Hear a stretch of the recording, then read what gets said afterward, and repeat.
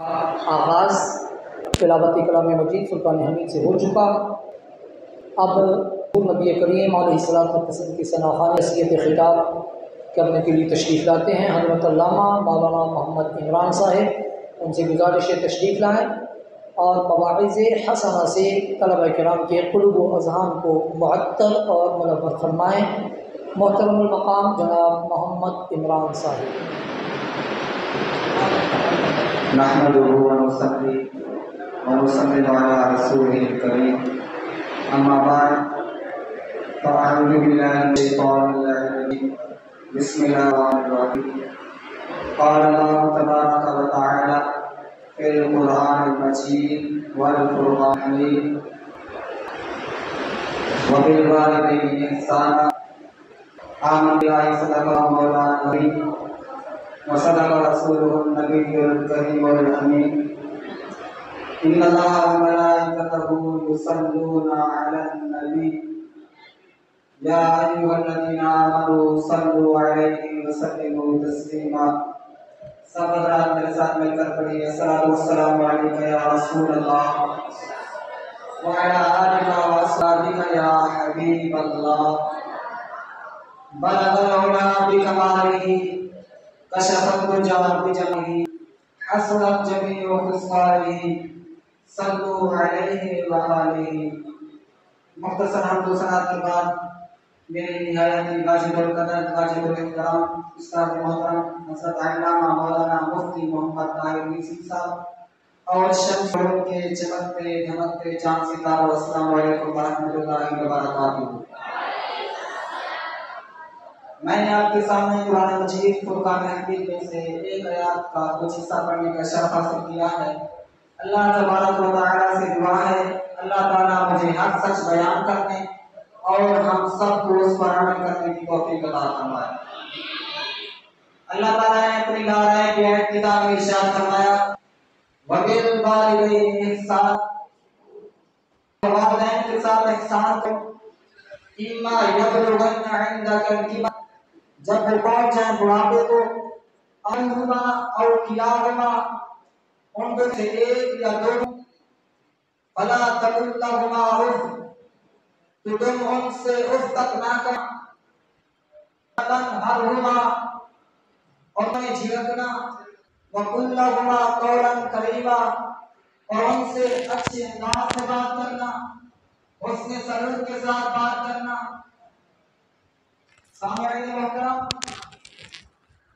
حضور علیہ الصلوۃ والسلام کی بارگاہ میں ایک شخص آیا، اس نے آ کر عرض کی یا رسول اللہ صلی اللہ علیہ وسلم، میں نے اپنی والدہ کو اپنے کندھوں پر اٹھا کر خانہ کعبہ کا طواف کرایا ہے، اور حالت یہ تھی، گرمی کی شدت یہ تھی کہ گوشت کا ایک ٹکڑا اگر چٹان پر رکھ دیا جاتا تو وہ کباب بن جاتا، یعنی بھون کر وہ ٹکڑا پک جاتا۔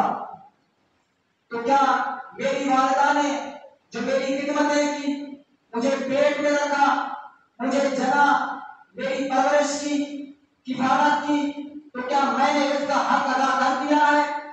حضور نبی کریم علیہ الصلوۃ والسلام نے ارشاد فرمایا تیری پیدائش کے وقت، جس وقت تو پیدا ہوا تھا، اس وقت تو تیری ماں کو تکلیف ہوئی تھی، ابھی تو نے اس کا بدلہ بھی نہیں چکایا۔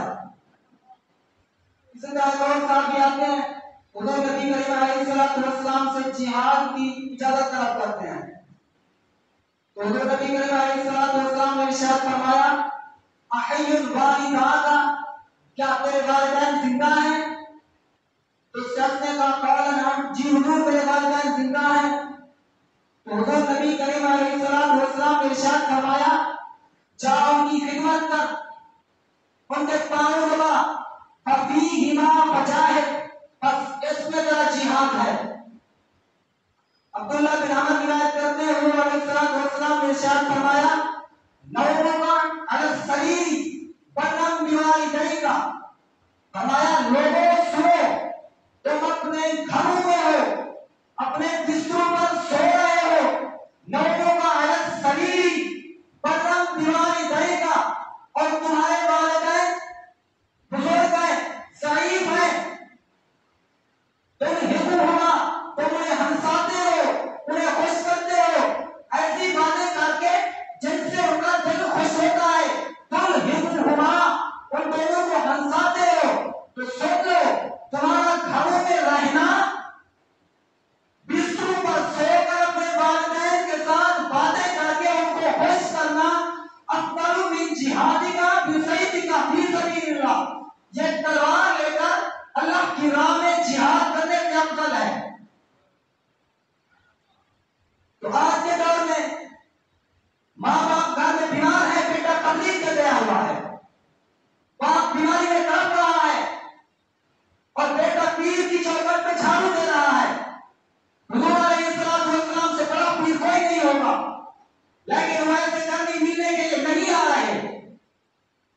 अलैहिस्सलाम अपना चेहरा मुबारक यमन की तरफ करके फरमाते हैं कि मुझे यमन से अपने महबूब की, अपने रहमान की खुशबू आ रही है। तो सहाबा किराम ने अर्ज़ की, या रसूल अल्लाह, क्या उवैस करनी आपसे बड़ी मोहब्बत करता है, बड़ा चाहता है आपको? तो हुजूर अलैहिस्सलाम ने इरशाद फरमाया, जी वो मुझसे बड़ी मोहब्बत करता है। तो सहाबा किराम ने अर्ज़ की, या रसूल अल्लाह, यमन तो इतनी दूर नहीं है, बिलाल हबश से आ गए, सुलेमान फारस से आ गए, सुहैब रोम से आ गए, लेकिन बिलाल ये यमन तो दूर है, इतना करीब तो नहीं है, यहाँ से नहीं आ सके। हुजूर अलैहिस्सलाम ने इरशाद फरमाया, उसकी एक नाबीना बूढ़ी वालिदा है, उसकी खिदमत उसे नहीं आने देती। तो फरमाया कोई जाके वो ऐसे कर्मी को मिले तो अपना एक जुब्बा भी उनको तोहफे के तौर पर पेश किया और फरमाया उसे मेरा सलाम देना और कहना कि हुजूर ने तुझे हुक्म दिया है कि तुम मेरी उम्मत की मग़फ़िरत के लिए दुआ कर दे। वो ऐसे कर्मी को इतना मकाम कहाँ से मिला? ये वहाँ बाप की खिदमत करने से मिला है। और इससे ये भी साबित हुआ है कि जो शख्स अपने वालिदैन की खिदमत करता है उसकी दुआ कबूल होती है। बायजीद बुस्तामी को इतना मकाम कहाँ से मिला है? बायजीद बुस्तामी फरमाते हैं, मैंने 12 साल जंगलों में इबादत और रियादत की, लेकिन मुझे खुदा का क़ुर्ब विसाल नहीं मिला जितना माँ की खिदमत करने से मिला है। इमाम बुखारी को इतना मकाम कहाँ से मिला है? इमाम बुखारी जब छोटे थे तो इनकी आंखों की बीनाई चली गई थी, इनकी वालिदा ने रो रो कर दुआ की थी, तो इनकी वालिदा की दुआओं से इमाम बुखारी की बीनाई लौट आई। ये सब माँ की दुआओं का असर है। मालिक बिन दिनार फरमाते हैं, एक साल हज पर गया तो काफी लोग आए हुए थे उसका हज पर। तो मैंने अल्लाह ताला की बारगाह में अर्ज़ की, बारी ताला क्या सब लोगों का हज कबूल हो गया है या कोई बाकी भी आए हैं? तो मालिक बिन दिनार फरमाते हैं, मैं रात को सोया तो आवाज आई, मालिक सब लोगों का हज कबूल हो गया है, लेकिन एक शख्स है हारून बर्दी, उसका हज कबूल नहीं हुआ।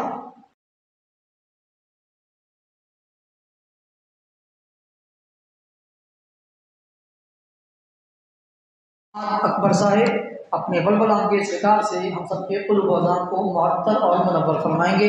मोहतरम जनाब हम्माद अकबर, नारे तकबीर, नारे रिसालत, नारे रिसालत। अल्हम्दुलिल्लाहि रब्बिल आलमीन वस्सलातु वस्सलामु अला सय्यिदिल अंबिया'i वल मुरसलीन व अला आलिहि व सहबिहि अजमईन। अम्मा बअद फ़अऊज़ु बिल्लाहि मिनश शैतानिर रजीम। बिस्मिल्लाहिर रहमानिर रहीम। इन्नल्लाहा व मलाइकतहु युसल्लूना अलन नबी या अय्युहल्लज़ीना आमनू सल्लू अलैहि व सल्लिमू तस्लीमा। आमन्तु बिल्लाहि सदक़ल्लाहु मौलानल अज़ीम व सदक़ रसूलुहुन नबियुल हबीबुल करीमुल अमीन व नहनु अला ज़ालिका लमिनश शाहिदीन वल्हम्दुलिल्लाहि रब्बिल आलमीन। हम्द व सलात के बाद निहायत ही वाजिबुल क़द्र वाजिबुल एहतराम उस्ताद मोहतरम हज़रत अल्लामा आना मुफ्ती मोहम्मद ताहिर रिज़वी दावत बरकातुहुल क़ुद्सिया और मेरे हम मकतब साथियों, अस्सलामु अलैकुम व रहमतुल्लाहि व बरकातुहू। मोहतरम, मैंने आप हज़रात के सामने कुरान मजीद की एक आयत पढ़ने का शर्फ हासिल किया। अल्लाह तबारक व तआला फरमाता है, बेशक अल्लाह और उसके फरिश्ते हुजूर नबी अलैहिस्सलातु तस्लीम पर दुरूद भेजते हैं, तो ए ईमान वालों तुम उन पर खूब और सलाम भेजो। सामईन मोहतरम, लफ्ज़ इन्ना अहले अरब उस कलाम इस्तेमाल करते हैं जिस कलाम को शक व शुबे से पाक करना मकसूद हो। गोया यहाँ पर भी लफ्ज़ इन्ना लाकर ये बता दिया कि इस बात में कोई शक नहीं कि अल्लाह और उसके फरिश्ते हुजूर की ज़ात पर दुरूद भेजते हैं, तो ए ईमान वालों तुम भी हुजूर की ज़ात पर दुरूद भेजो। और युसल्लूना ये मुज़ारे का सीगा है, ये ज़माने हाल और इस्तिक़बाल दोनों पर दलालत करता है। तो यहाँ पर इसका माना ये हुआ कि अल्लाह और उसके फरिश्ते हुजूर नबी करीम अलैहिस्सलातु व तस्लीम पर दुरूद पाक भेजते हैं और भेजते रहेंगे।